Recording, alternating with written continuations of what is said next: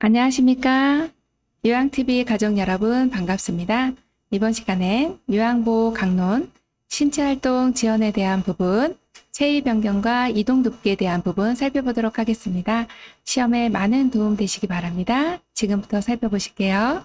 국가고시 대비 요양보호 강론, 신체활동 지원에 대한 부분, 교재는 240페이지고요.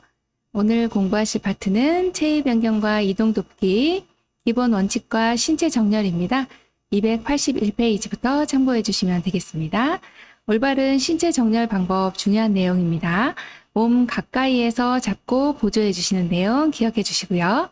발은 적당히, 어깨 넓이 정도가 가장 적당합니다. 그리고 지지면을 넓혀 주시는 내용 기억해 주시고요.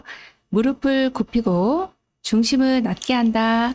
그리고 대상자 이동 시 다리와 몸통에 큰 근육을 사용하시는 내용이 기본적인 신체 정렬 방법이세요. 두 번째, 침대 위에서의 이동 돕기 보겠습니다. 침대 위에서 이동하실 때 유의점이 있어요. 네, 누워 계시다가 일어나 앉으시든지 앉아 계시다가 일어나실 때는 이동 후에 이상 증상이 나타날 수 있습니다.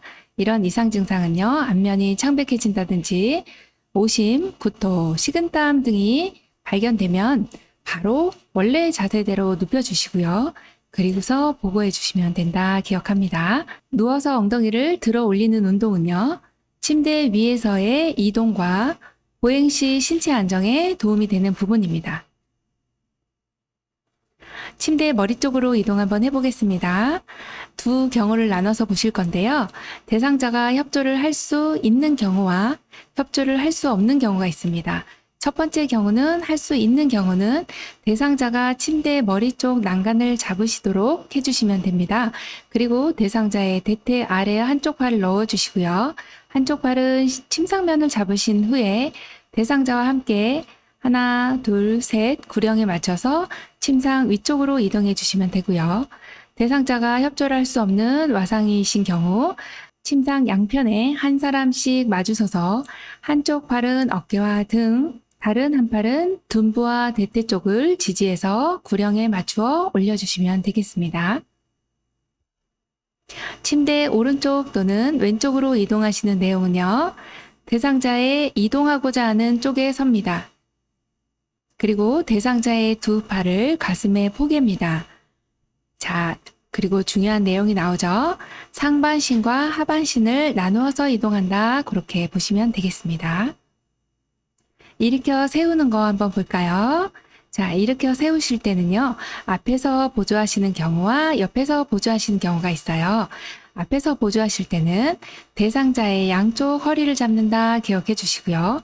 그리고 마비측이 있다면 그 앞쪽에 무릎을 지지해 주셔야 합니다. 자, 그리고 두 번째 옆에서 보조하시는 경우는요. 한 손은 대상자의 마비된 쪽 대퇴부를 지지해 주시고 다른 한 손은 반대쪽 허리를 부축하셔서 그렇게 옆에서 보조해서 일으켜 주시면 됩니다. 체위 변경의 목적 한번 볼까요? 체위 변경을 왜 하는 걸까요? 어르신 욕창들 많으신데요. 욕창을 예방하기 위해서 2시간에 한 번씩은 체위 변경을 꼭 해주셔야 합니다. 그리고 또 하나 기억해 주셔야 하는 내용은 의자에 앉으셨을 때는 그보다 2배 더 자주 해준다. 그래서 1시간에 한 번씩 체위 변경을 해주시면 되고요. 기본 체위 형태가 여러 가지가 있습니다. 첫 번째, 앙와위입니다. 휴식하거나 주무실 때 하는 체위로서 바로 침상에 바로 반듯하게 누워 계시는 체위를 앙와위 이렇게 이야기하고요. 자, 숨이 차거나 얼굴을 씻거나 혹은 식사하실 때 위관 영양하실 때는 반 정도 앉은 자세를 해주십니다. 이러한 체위를 반좌위다 이렇게 얘기를 하고요. 자, 세 번째는 엎드린 체위예요. 이런 경우는 복위라고 하는데요. 등에 상처가 있거나 등 근육을 쉴 때 혹은 등 마사지를 해주실 때 이러한 체위를 해주시면 됩니다. 네 번째는요, 옆으로 누운 자세, 즉 측위라고 하는데요. 이런 체위는 관장을 하실 때 주로 해주시는 체위다 봅니다. 자, 휠체어 이동 돕기 보겠습니다. 휠체어의 각 부분에 나와 있는 요 명칭들을 알고 계셔야 하는데 제일 상단에 있는 것이 손잡이입니다. 그리고 대상자가 이렇게 앉으실 때 팔걸이에 걸치실 수 있도록 양쪽에 팔걸이가 있고요. 가운데 앉는 부분을 시트라고 합니다. 자, 그리고 좌측 양편으로 잠금 장치가 있습니다. 이 잠금 장치는 휠체어를 이동하시기 전에 대상자를 움직이셔야 하잖아요. 그럴 때 반드시 고정을 해주셔야 되는 내용들 기억해 주시고요. 자, 맨 밑으로 와주시면 발 받침대가 있습니다. 자, 발 받침대 바로 뒤에 보니까 바퀴가 작은 바퀴가 2개 있고요. 요것을 앞바퀴라고 합니다. 자, 그리고 뒤에 보시면 커다란 바퀴가 2개 있어요. 이 바퀴를 바로 큰 바퀴다 이렇게 이야기를 하시면 되겠습니다. 자, 휠체어 이동 돕기는 시험에 출제 빈도가 높은 내용인데요. 첫 번째 나와 있는 내용부터 한번 볼게요. 문턱 오르는 방법은 앞바퀴를 들고 그리고 뒤쪽에 있는 티핑 레버를 발로 꾹 눌러주시면 앞쪽이 들리세요. 그래서 앞바퀴를 들어 올린 상태로 그렇게 이동을 해주시면 되고요. 오르막길 올라가시는 방법은요. 손잡이를 잘 잡아주셔야 합니다. 그리고 힘차게 밀어서 올라가실 건데 경사가 너무 가파른 경우는요. 지그재그로 올라가 주시면 되고요. 자, 세 번째 나와 있는 내용은요. 울퉁불퉁한 길을 가는 방법이네요. 이러실 때는 앞바퀴를 살짝 들어서 가시면 네, 이 모든 충격을 앞바퀴가 받거든요. 그래서 그것을 줄여주시면서 뒷바퀴, 큰 바퀴로 진행해 주시면 좋습니다. 자, 내려가시는 방법 한번 볼까요? 문턱 내려가는 방법은 올라가는 것과 반대로 뒤로 돌려서 내려가 주시면 되고 내리막길 내려가시는 것도 반대로 뒤를 돌려서 보시면서 내려가 주시면 됩니다.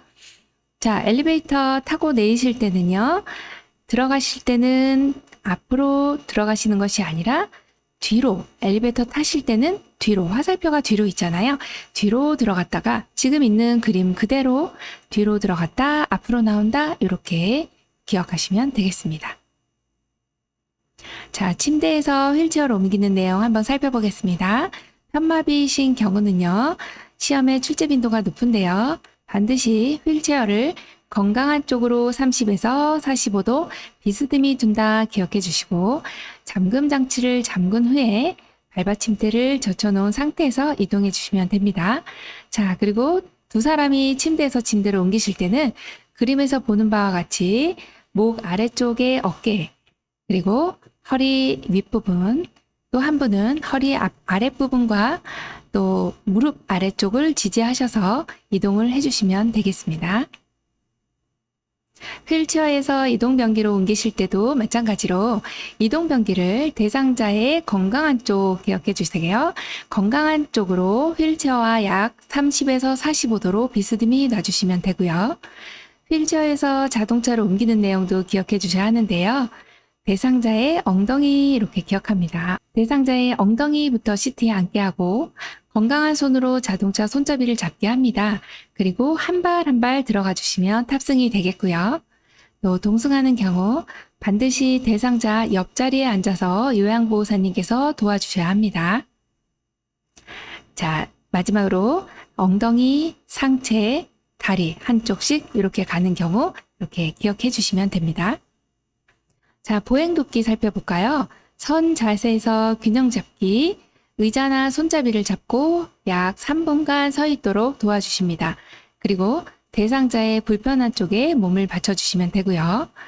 보행벨트를 사용하실 때는 허리 부분에 맞춰서 벨트를 묶어주셔야 합니다. 이것도 시험에 나오는 부분이죠.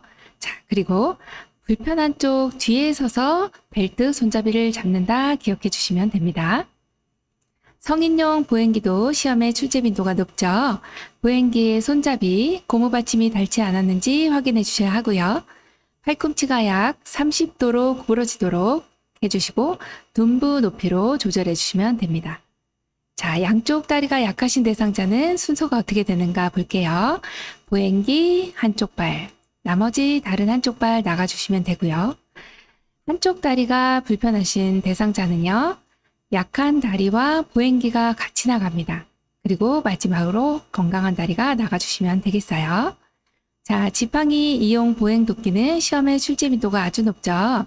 지팡이 길이를 결정하시는 방법 역시도 팔꿈치가 30도 구부러지는 정도로 해주시면 되고요. 지팡이 보행 방법은요. 대상자의 건강한 쪽으로 지팡이를 잡아주시는 거 반드시 기억할게요. 자, 그리고 지팡이 놓는 위치는요. 새끼발가락을 중심으로 새끼발가락 앞쪽으로 15cm, 옆쪽으로 15cm 지점에 지팡이 끝을 놓아주시면 되겠습니다. 자, 지팡이 이용 보행 돕기 굉장히 외우기가 힘드실 텐데요. 평지와 계단은 같아요. 그래서 지팡이 나가고 마비된 다리 나가고 건강한 다리 나갑니다.